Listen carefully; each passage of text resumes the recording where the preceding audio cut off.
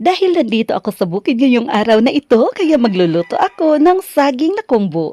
Tara mga kaibigan, samahan niyo ako at magluluto tayo ng masarap na saging upang tayo ay magkape sa umagang ito. Narito po ang aking mga sangkap sa paggawa ng kumbo na saging. Mayroon akong harina, saging, asukal, at saka evaporated milk. Heto na po ang 1 cup na harina dito sa mixing bowl at nilagyan ko lamang ito ng 2 kutsara ng asukal. Nilagyan ko rin ito ng evaporated milk at saka hinalo.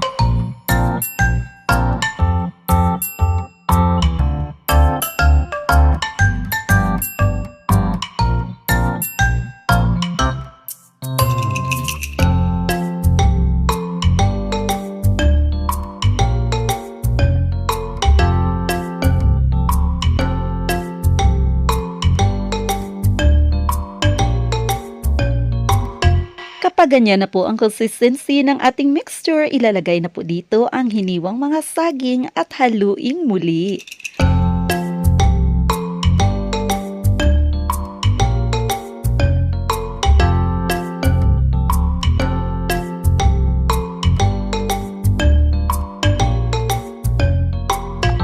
Ako'y magpapainit na ng kawali at kapag mainit na, ilalagay ko na po dito ang mantika upang handa na sa pagprito ng ating saging na kumbo. Ayan, dahil tamang-tama lang ang init ng mantika, kaya magluluto na tayo ng ating kumbo.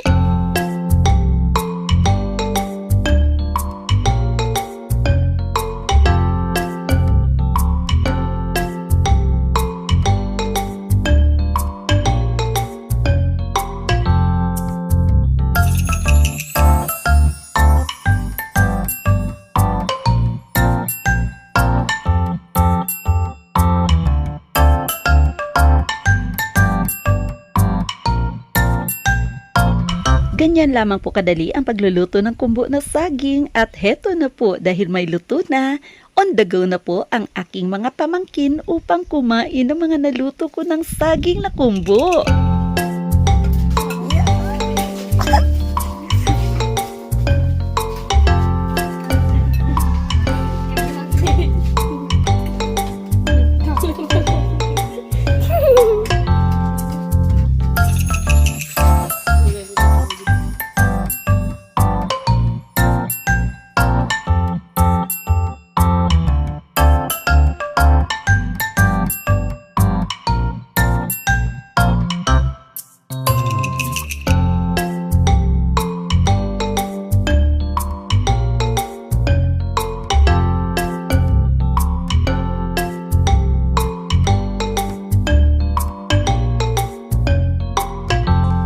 Habang sila ay kumakain, ako ay patuloy pa rin sa pagluluto hanggang sa maubos kong lutuin ang lahat ng mga ito. Upang makumpleto ang pamares ng kumbo na ito, ako ay magtitimpla na ng kape. Tara na mga kaibigan, magkape tayo!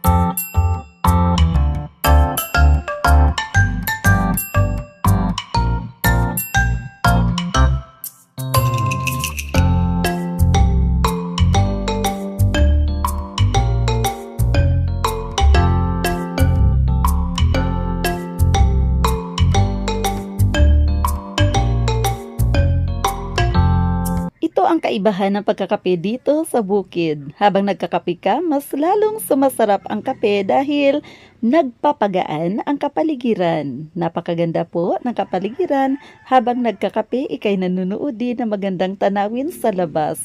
Maraming salamat po sa inyong panunood. Hanggang sa susunod nating vlog. Bye!